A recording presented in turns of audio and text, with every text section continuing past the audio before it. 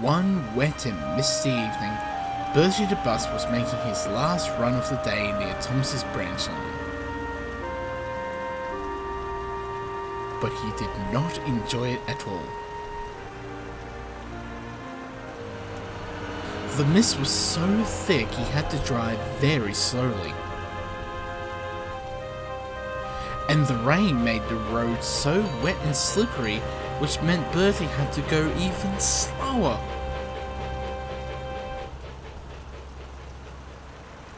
Worst of all, the bus stops were mostly empty, so there were hardly any passengers for him to pick up.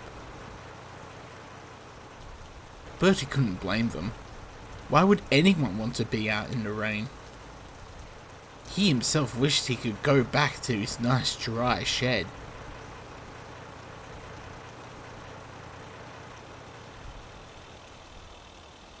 At the next bus stop, he spoke to his driver.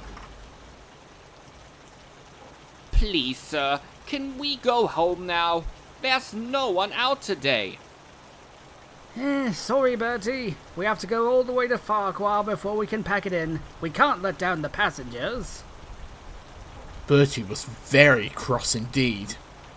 What passengers?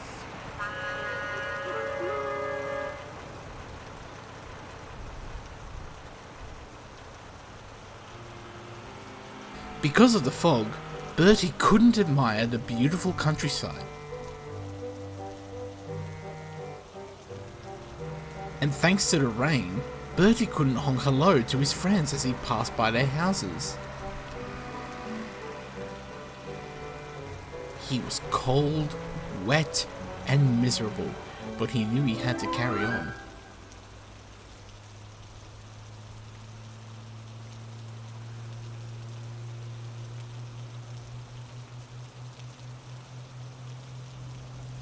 At last, Bertie was approaching the only station left before Farquhar. His miserable journey was almost over.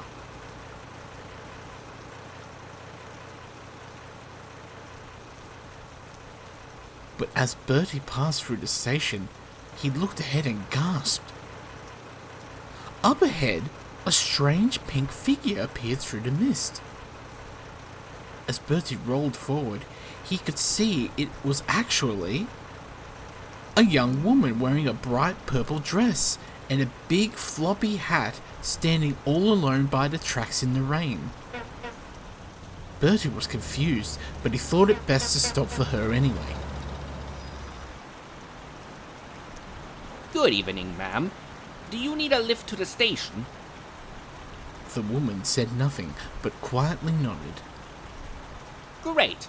Just show my driver your ticket and you can climb aboard and... The woman frowned sadly. The woman shook her head no.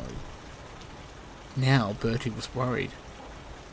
Oh, you don't have a ticket, do you? He wasn't allowed to carry passengers without tickets, but he couldn't bear the idea of leaving the woman alone in the freezing rain. Sir, we can't just leave her stranded out here.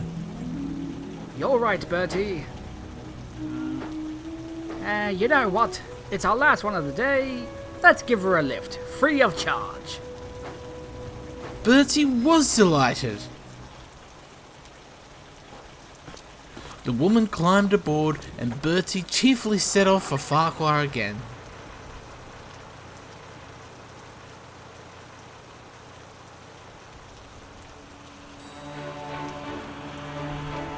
It didn't matter how wet or cold he was. Bertie was determined to help someone who needed it most. At last, They pulled into Farquhar Station.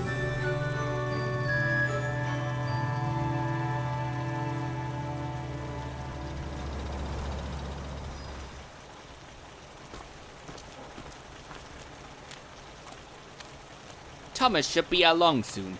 Then he'll take you wherever you need to go, ma'am. The woman still didn't say anything. She just smiled and mouthed, "Thank you," to Bertie. And Bertie drove slowly home, feeling proud after a hard day's work.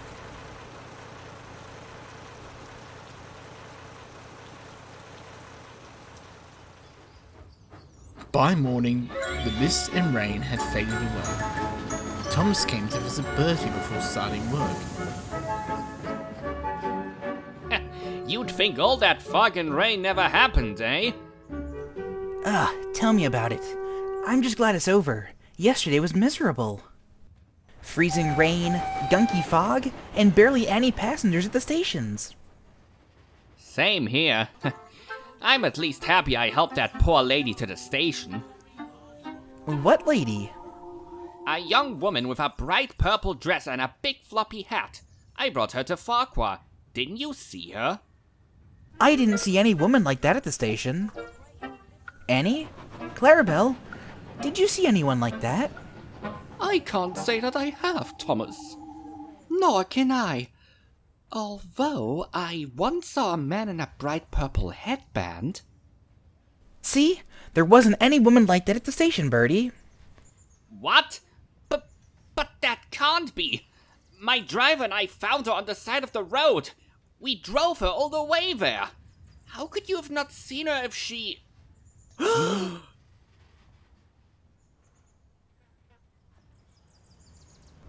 To this day, no one knows what became of Bertie's mysterious passenger, where she came from, or if she was really even there.